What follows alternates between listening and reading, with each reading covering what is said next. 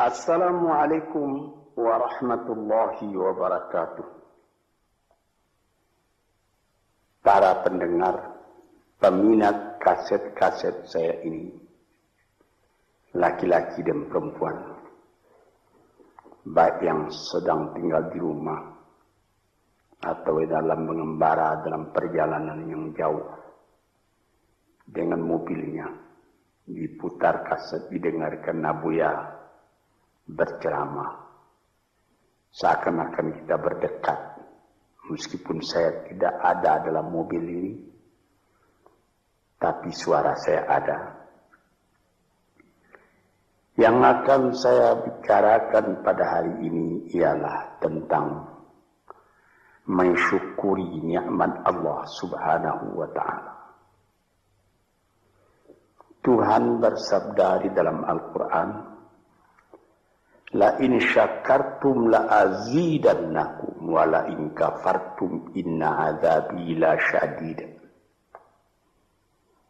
Sesungguhnya jika kamu syukuri yang nikmat yang diberikan Allah kepadamu, niscaya nikmat itu akan ditambah lagi oleh Tuhan.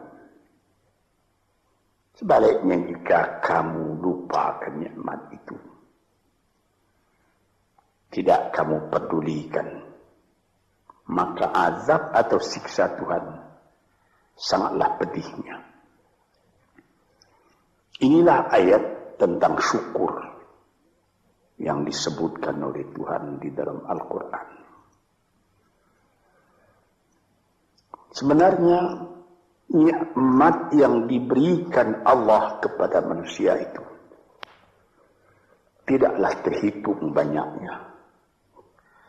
Tuhan pun mengatakan wa in ta'udu ni'matallah la tuhsuha.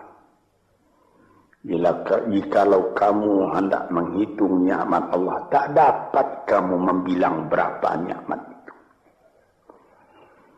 Ada alat-alat modern sekarang yang dipakai orang, komputer, yang dapat menghitung berjuta-juta, bahkan bermiliar dengan cepat. Tapi bagaimanapun cepatnya hitungan komputernya nanti sudah rusak dan nikmat Allah belum juga semua dapat dituliskan. Apa yang kita syukuri? Apabila kita mengenalkan nikmat Tuhan itu, kita menjadi kaya dalam batin. Kita tidak jadi murung dalam hidup. Sejak dari matahari yang terbit di waktu pagi, terbenam di waktu sore, di waktu senja, lalu berganti dengan malam, dan apabila malam sudah datang, bintang-bintang pun berkelap-kelip di langit. Itu pun sudah kita syukuri jika kita mengenal Dia. Di atas bumi sendiri pun kayu-kayu yang menghijau, buah-buahan yang renum masak, ikan di laut, deburan pasir ketika ombak mengempaskan dirinya ke pantai, pohon kelapa nyiur yang melambai di tepi pantai, dan segala macam yang lain yang susah buat dituliskan, buat diucapkan pun menjadi perbandingan, menjadi peringatan kepada kita bagaimana besarnya nikmat yang melingkungi manusia ini. Tuan-tuan yang terhormat, di dalam Al-Quran Tuhan pernah bersabda, wa khalaqna lakum ma fil ardi jami'a. Semua isi bumi ini kami sediakan buat kamu. Kami sediakan buat kamu. Sehingga apabila kita melihat ke laut, lihat ombak itu berdebur ke pantai, lalu kelihatan dari jauh perahu nelayan menyusur ombak dan gelombang mencari ikan, Untuk siapa ikan yang dicarinya itu? Untuk kita makan. Apabila kita lihat padi menguning di sawah, kita tanamkan padi itu. Untuk siapa buahnya? Untuk kita makan. Pisang yang tumbuh di pekarangan rumah kita untuk kita makan. Malahan kalau kita lihat binatang-binatang berkaki 4, kambing, sapi, kerbau. Hei kambing, hei sapi, hei kerbau, mengapa kamu gemuk? Mengapa kamu jadi besar?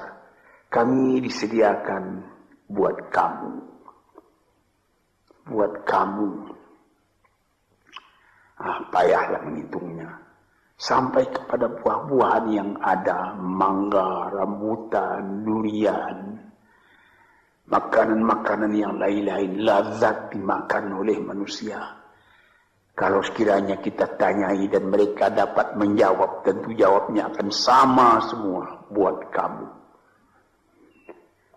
Inilah nikmat oleh Allah Subhanahu wa taala. Wa sakhkhara lakum ma fil ardi. Dan segala isi bumi ini disediakan buat kamu. Di sini kita merasa dalam hati syukur. Allah Ta'ala pun beri peringatan kepada kita. Walaqad karramna bani Adam wa hamalnahum fil barri wal bahri warazaqnahum minat tayyibat wa faddalnahum ala kathirin mimman khalaqna tafdila. 4. Katanya, hai anak Adam, kami muliakan kamu di muka bumi ini. Kami angkat kamu di laut dan di darat. Di laut dengan kapal, di darat dengan kendaraan. Malah sampai sekarang di udara diangkat manusia. Dan diberikan rezeki. Padi menguning, buah-buahan. Yang manis-manisnya pun bermacam kemanisan. Dan diberikan lagi keperingatan bahwa dari binatang yang lain, manusia lebih utama. Dijadikan Allah Ta'ala bermacam-macam binatang, bermacam-macam margastawa yang ada di muka bumi ini. Manusia juga yang lebih tinggi daripada semua itu. Dan sebagai patri daripada segala nikmat yang ada itu, diutus Tuhan pula, utusan-utusannya terdiri daripada bangsa manusia sendiri. Nabi-nabi dan rasul-rasul sejak dari zaman Nabi Adam, Nuh, Idris, Hud, Salih, Ishaq, Yaqub, Yusuf, Daud, Sulaiman, Zakaria, Yahya, Isa, Musa, dan lain-lain. Harun, dan lain-lain. Sampai kepada Nabi Muhammad SAW. Tanda cinta manusia itu sempurna kepada manusia. Cinta Allah kepada manusia itu sempurna. Dikirim manusia sendiri buat menyampaikan bagaimana manusia tadi supaya selamat dalam kehidupannya. Dan diberi peringatan kepada manusia bahwa hidup itu bukan sekedar yang sekarang saja. Sesudah hidup yang sekarang ada lagi hidup yang lain. Hidup yang akan datang yang lebih kekal daripada hidup yang sekarang. Hidup yang sekarang ini disebut al-hayatul faniyah. Hidup yang fana.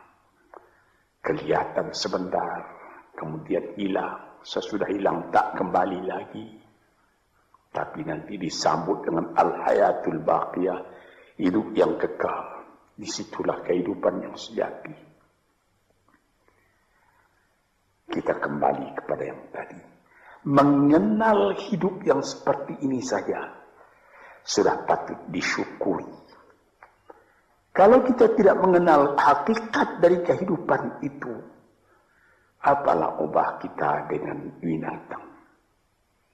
Tuhan pernah bersabda dalam Al-Quran. Dia katakan, walaqad zara'na li jahannama katsiran minal jinni wal insi lahum qulubun la yafqahuna biha wa lahum adhanun la yasma'una biha wa lahum a'yunun la yubsiruna biha wa lahum adhanun la yasma'una biha ulaika kal an'am bal hum adall wa ulaika humul ghafilun. Akan kami lemparkan kepada neraka kesengsaraan, api neraka jahanam. Manusia, dia berhati tapi tidak memperhatikan, dia bermata tak melihat, dia berkuping tak mendengar. Apalah ubahnya manusia yang demikian itu dengan binatang, bahkan lebih lagi sesatnya dari binatang. Sebab binatang kalau dia tidak berpakaian, tidak ada orang menyalahkan. Tidak ada kata salah, kata benar dan salah pada binatang. Sebab itu maka manusia yang tidak mempergunakan hatinya, matanya, telinganya, lebih hina dari binatang. Dan mereka itulah orang yang lalai, tak memperhatikan hakikat dari kehidupan itu. Maka tanda syukur kita kepada Allah, kenallah dirimu dan kenallah hidupmu. Dari mana engkau datang? Di mana engkau sekarang? Kemana engkau pergi lagi sesudah ini? Kambing, sapi, kerbau tidak membicarakan ini. Dia cuma memikirkan makan. Manusia disuruh memikirkan ini. Taruhlah manusia itu tidak ada nabi, tidak ada utusan dari Allah datang. Akalnya sendiri pun di dalam kehidupan itu hendak mencari juga jalan yang baik, hendak menjauhi juga jalan yang buruk. Tak ada orang yang menyukai yang buruk dalam hidupnya. Walaupun orang yang telah terlanjur berbuat buruk sekalipun dia menyesali karena dia tidak dapat menahan dirinya. Sebab itu maka bersyukurlah kita kepada Allah. Kehidupan kita itu tidak disia-siakan, tidak disia-siakan oleh Allah. Ya sabul insanu ayyutraka sudah. Apakah manusia menyangka bahwa dia akan dibiarkan saja, tidak terpelihara, berjalan tidak tentu arah? Tidak. Sejak dari masa dalam menjadi nutfah lagi, sampai menjadi insan sudah menjadi fikiran kita. Bagaimana keindahan Allah menjadikan kita. Sebab itu maka dikatakan, bersyukurlah, syukurilah nikmat Allah itu. Sekarang timbul pertanyaan, bagaimana yang dimaksud dengan syukur itu? Saya pertalikan sedikit dengan falsafah. Sokrates apabila dia mempelajari keadaan alam, sesudah melihat keadaan alam ini, dia pun mempunyai iman bahwa ada yang menciptakan alam, yaitu Tuhan. Dia bersyukur.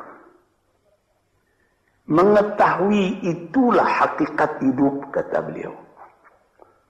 Mengetahui itulah kebahagiaan sejati, kata beliau. Maka di sini kita melihat, syukur ya Allah, aku tidak dijadikan jadi binatang. Syukur ya Allah, aku tidak jadikan manusia yang sia-sia. Syukur ya Allah, aku terjadi dalam keadaan seperti ini. Sehingga aku tahu yang hak, tahu yang batil, tahu yang buruk, tahu yang baik. Tahu dari mana asal perjalanan ini, dan tahu pula kemana tujuan perjalanan ini. Syukur kepada Allah karena kita tahu Kita datang ke dunia cuma sekali. Sepintas, sekejap mata dibandingkan dengan umurnya dunia. Taruhlah orang berumur 100 tahun yang paling panjang. Tapi apalah artinya 100 tahun? Dengan umur dunia yang sudah miliar tahun. Dan apabila kita mati pun, dunia pun akan tinggal sepeninggal kita. Entah berapa juta tahun lagi, tidak tahulah. Sepintas zaman kita lalu ke dunia ini. Kita bersyukur karena kita diberi ingat. Yang sepintas zaman, yang sekejap mata itu harus kita isi. Sehingga setelah badan kita hancur di dalam bumi, kita masih hidup. Ini, saudara-saudara pendengar yang terhormat, kita sudah mati hancur di kandung tanah, tapi masih hidup. Ada orang yang berumur sampai 100 tahun misalnya, atau lebih sedikit, tidak pula banyak lebihnya itu. Belum saya mendengar berita di dunia ada orang yang berumur 200 tahun, tidak. Paling banyak ya 120, 130 tahun, itu pun sudah lemah. Nah, dalam umur yang sekian pendeknya kita lalui di dunia, dia bisa kita panjangkan. Dengan apa?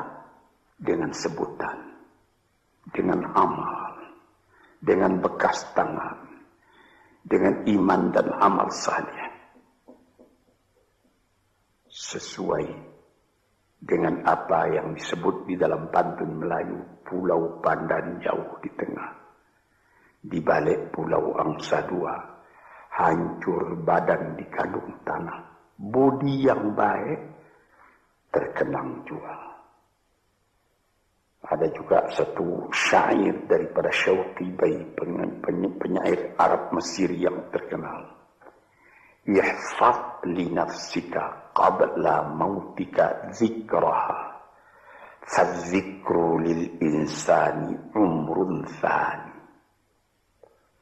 Sebelum engkau mati, peliharalah sebutan dirimu yang akan dikenang orang daripada dirimu.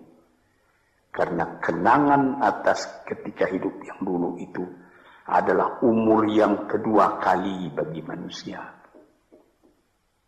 Banyak orang yang setelah dimasukkan ke dalam kubur, masuk, sudah ditimbun kubur tadi, orang pun pulang ke rumah. Sebutan orang tadi keluar dari kuburnya. Tiap hari dia keluar. 1 tahun, 2 tahun, 10 tahun, 100 tahun. Malah ada yang beribu tahun. Nabi kita Muhammad SAW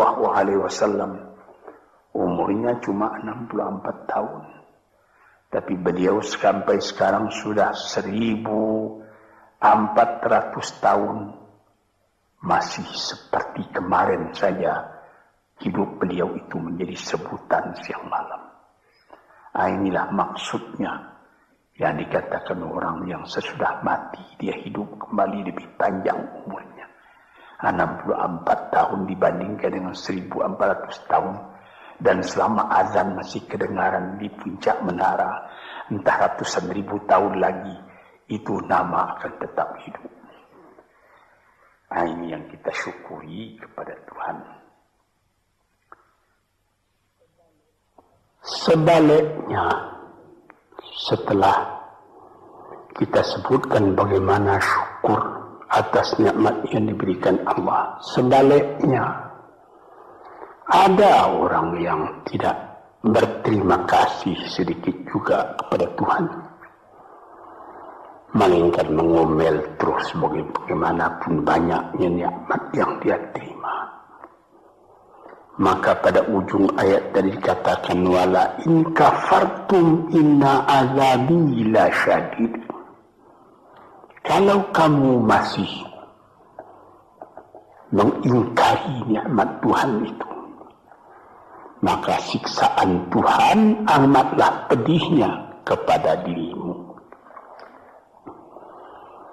Memang banyak sekali manusia Sudah ada nikmat datang, dia tidak memperdulikan nikmat itu, dia masih mengomel saja. Kita misalkan, ada seorang perempuan bertandang ke rumah sahabatnya perempuan yang lain. Sesampai di rumah tadi dilihatnya, senang dia melihat bagaimana keadaan rumah itu. Dilihatnya ada televisi terletak, ada radio, ada CC, kursi-kursi bagus, ada lagi perhiasan-perhiasan yang lain. Tanda dia bergembira, dia bilang, syukur saudara atau saudari, ada radionya ini, ada televisinya ini, ada lagi CC-nya, model betul ini. Furniture di mana ini yang menyediakan? Disambutnya, televisinya sudah model, ketinggalan model ini 10 tahun yang lalu. Radionya sudah bahula ini. CC-nya juga begitu. Ada yang model sekarang, yang model baru. Saya sudah ketinggalan zaman ini. Ini misalnya. Nikmat yang telah ada itu tidak disyukurinya, melainkan diomelinya. Ini banyak manusia yang seperti ini. Sebagaimana pernah saya katakan dalam kaset ini, inilah orang yang wa nafsin wa min nafsin la tashba, jiwa yang tidak pernah merasa kenyang, tamak terus. Orang seperti ini kalau dia ditimpa oleh kesusahan, akan seperti cacing tanah panas orang seperti itu. Sebab dia tidak pernah bersyukur kepada Tuhan. Dapat percobaan sedikit sudah gelisah, sudah seperti terbakar dirinya. Dia tidak akan merasakan nikmat hidup walaupun bertimpa nikmat dalam rumahnya, dia tidak akan merasakan nikmat hidup. Inilah orang yang pada penglihatan orang lain dia kaya, tetapi dialah orang yang paling miskin. Sebab disebutkan oleh ahli-ahli falsafat, siapa orang yang miskin di dunia ini? Orang yang terlalu banyak kehendaknya, itu orang yang miskin. Siapa orang yang kaya di dunia ini? Yang merasa cukup dengan apa yang ada. Dia bersyukur atas yang ada. Bukan berarti dia menolak yang tidak ada. Kalau ada, syukur. Kalau belum ada, sabar. Jadi, syukur itu ada imbangan, yaitu sabar dan syukur. Syukur ketika nikmat datang, sabar seketika nikmat pergi atau hilang atau rusak. Sebab apabila sabar, itu pikiran tenang. Pikiran tenang menyebabkan ada lagi inspirasi baru yang akan datang. Tetapi kalau dapat sedikit cobaan sudah gelisah, maka kita mengkafiri, tidak mensyukuri nikmat yang ada. Misalnya saya pernah juga bertemu seorang, bukan seorang, berdeknya berkali-kali orang. Dia datang, Abuya, saya ini susah. Kenapa? Ya Buya mengatakan kalau kita suka-suka bertahajud, suka beribadat dengan setia, nanti apa yang kita minta dapat dikabulkan oleh Tuhan. Saya sudah 4 tahun tahajud saja saban malam, tidak dikasih apa-apa. Ini orang tidak bersyukur. 4 tahun dia bertahajud terus menerus. Dengan apa-apa dia bertelanjang. Tidak pakai mukena. Berapa dibeli mukena itu?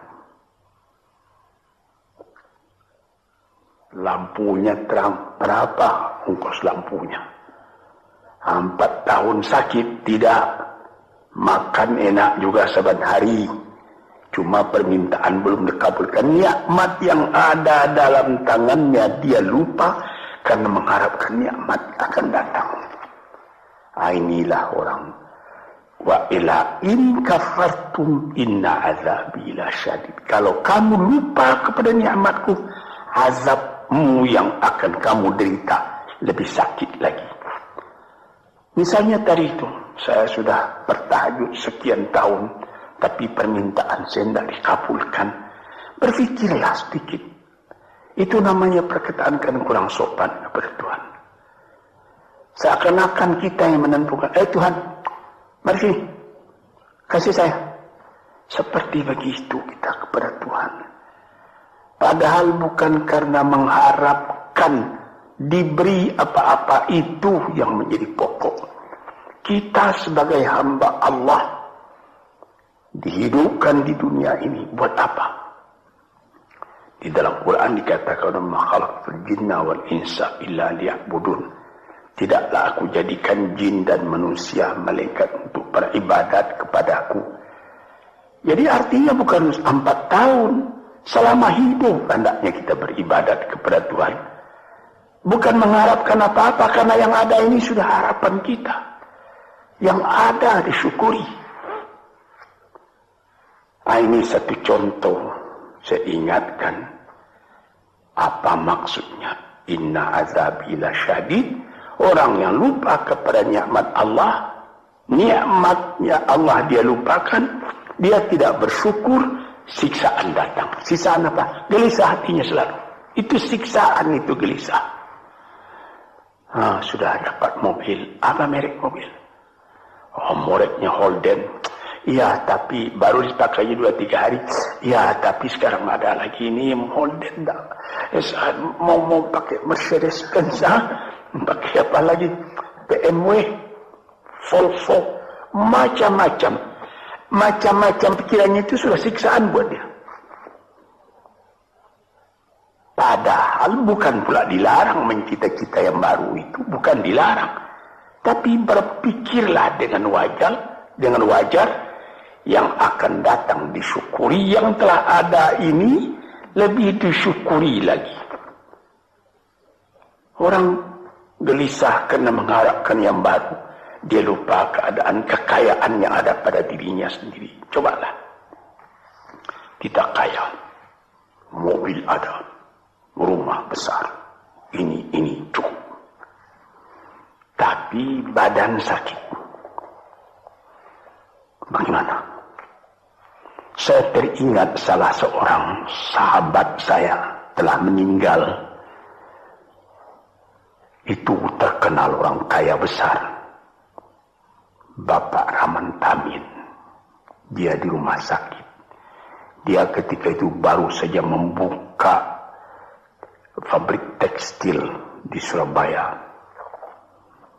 Jadi, bukan main dia terkenal. Jadi ketika dia sakit, saya pergi melihat dia. Sekarang saya mengerti, katanya, apalah arti kekayaan saya yang banyak itu, katanya. Yang penting sekarang ini bagi saya sehat. Ini perkataan dari seorang mukmin yang mengetahui berapa nikmat Allah. Tapi nikmat yang paling besar itu kesehatan, bukan kekayaan. Dia berdoa kepada Tuhan, dia beribadat. Dia minta, ya Allah, sehatkanlah badanku atau tetapkanlah imanku. Ini saya pernah melihat. Di sini kita melihat bahwa kesehatan badan adalah kekayaan yang tidak ada nilainya. Walaupun engkau tidak mempunyai banyak kekayaan, tapi badanmu sehat, kekayaan berjuta-juta itu. Engkau tidak banyak kekayaan, tetapi engkau makan enak. Pernah saya juga berjalan-jalan dengan seorang teman orang kaya, naik mobil lalu di dekat sawah, orang-orang bekerja sawah. Ketika itu hari kira-kira pukul 12.30 hari, saya melihat bagaimana sesudah membajak sawahnya, orang yang punya sawah tadi makan, dibawakan oleh istrinya dari kampung di dalam besek nasi yang akan dimakan oleh suaminya, dimakan oleh suaminya itu. Sehingga kawan saya yang punya mobil tadi menjadi dalam hatinya itu seakan-akan iri. Saya yang tinggal di gedung besar, di rumah besar, mempunyai mobil beginian, tidak merasa enak makan seperti itu. Coba Tuhan, berapa nikmat Allah. Maka itu kita kembali kepada pangkal kaji tadi.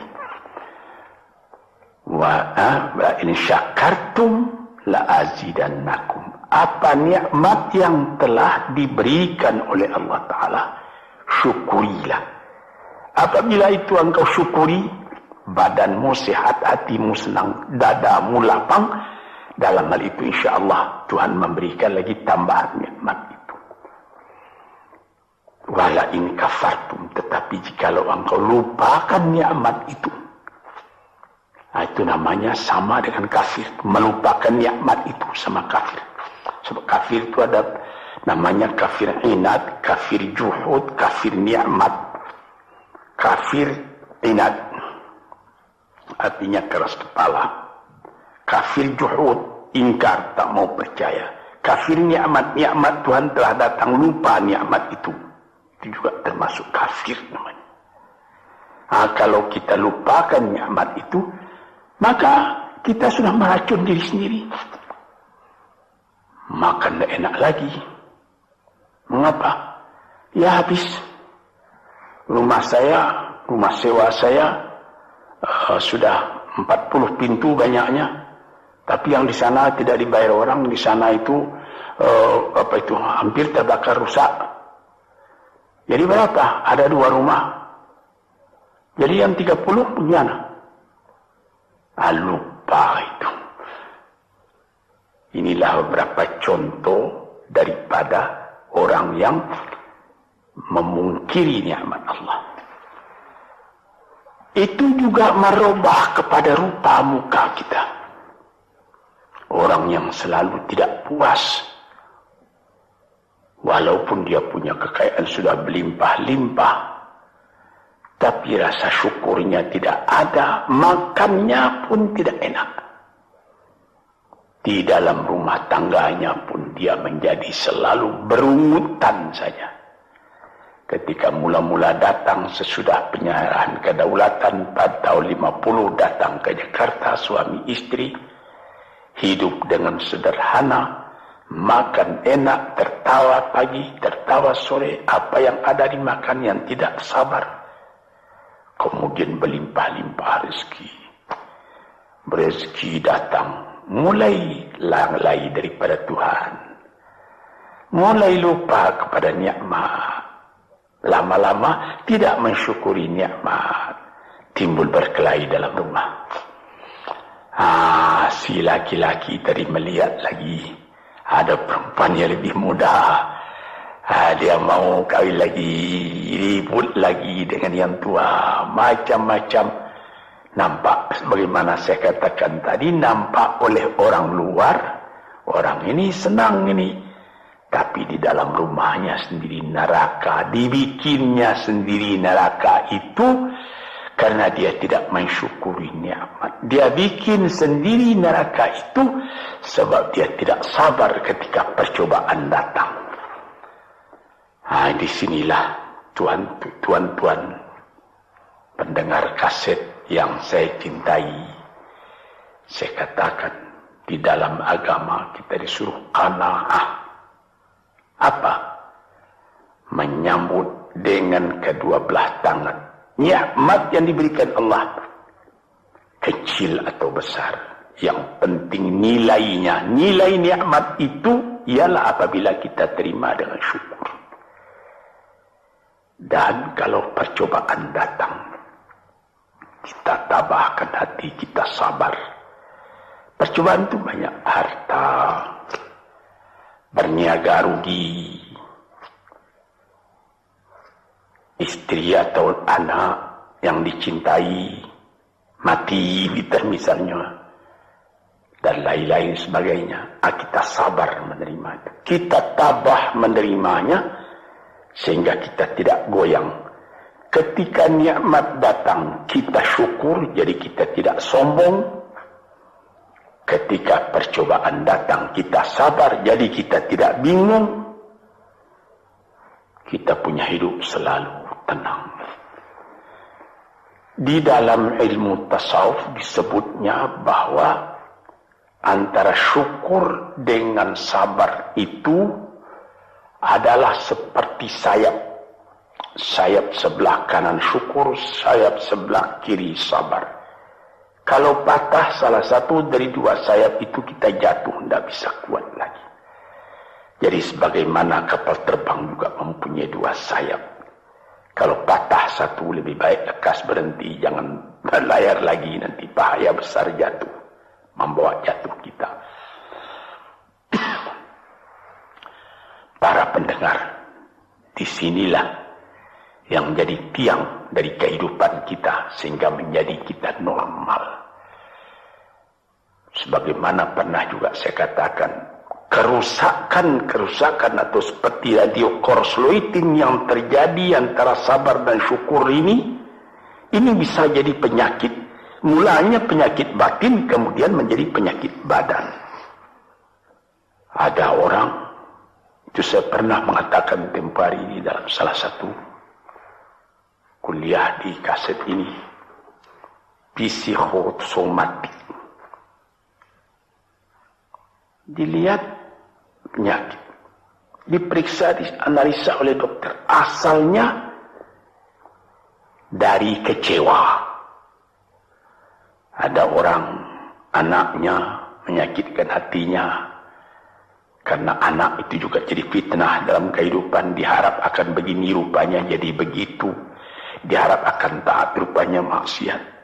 Lama-lama dipendam penyakit itu dalam hati, berubah kepada badan sendiri. Kadang-kadang sakit jantung, kadang-kadang eksim, kadang-kadang kudis. Ajaib. Rupanya perjalanan darah diganggu oleh tekanan jiwa. Tekanan jiwa mengganggu tekanan jantung. Tekanan jantung mengganggu tekanan darah. Tekanan darah menjadikan penyakit basil pada badan. Sebab itu maka dikatakan, barang siapa wa man a'rada an dzikri fa inna lahu ma'isyatan dhanka. Barang siapa yang menolak peringatanku, dia punya hidup nanti akan sengsara. Sengsara jadi penyakit. Fi qulubihim maradun fazadahumullahu marada. Dalam hatinya ada penyakit, ditambah lagi oleh Tuhan dengan penyakit lain. Diperiksa oleh dokter. Badanmu tidak sakit ini pikiranmu yang sakit. Macam-macam. Disinilah saudara-saudara yang terhormat. Maka syukur itu adalah satu nikmat yang kita sendiri mengusahakan supaya terjadi pada diri kita sendiri. Dan gelisah itu adalah laknat yang kita tumbuhkan sendiri. Sebagaimana pepatah orang Melayu, makan hati, berulam jantung. Hatinya sendiri dia makan, jantungnya sendiri diambil ulam, akhirnya kurus kering, pikiran pun jadi tertumbuk, cahaya mata pun menjadi muram, hati gelisah, kepercayaan kepada Allah tidak ada lagi, kepada hidup pun tidak ada lagi. Na'udzubillahi min dzalik. Para pendengar, peminat kaset-kaset ini, saya serukan, gembirakan hati, kuatkan iman kepada Allah, syukuri segala nikmat, sabar kalau datang percobaan. Insya Allah kita akan tetap teguh hidup, selamat dunia dan akhirat. Sekian saja dulu, insyaallah lain hari kita sambung lagi. Assalamualaikum warahmatullahi wabarakatuh.